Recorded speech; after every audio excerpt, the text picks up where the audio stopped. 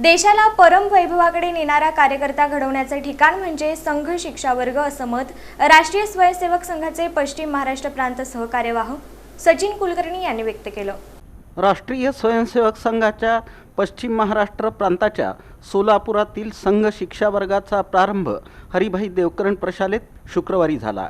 यावेळी व्यासपीठावर राष्ट्रीय स्वयंसेवक संघाचे पश्चिम महाराष्ट्र प्रांत सहकार्यवाह सचिन कुलकर्णी, महापौर विनायक कोंडल, पश्चिम महाराष्ट्र प्रांताचे संघचालक सुरेश जाधव, या वर्गाचे सर्वाधिकारी कराडचे जिल्हा सहसंघचालक शशिकांत फिरंगे यांची उपस्थिती होती।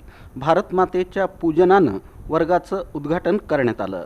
यावेळी सहप्रांत कार्यवाह सचिन कुलकर्णी, महापौर विनायक कोंडल यांनी आपलं मनोगत व्यक्त केलं। सलग 15 दिवस चालणाऱ्या या वर्गात सर्व स्वयंसेवकांकडे मोबाईल नसणार आहे।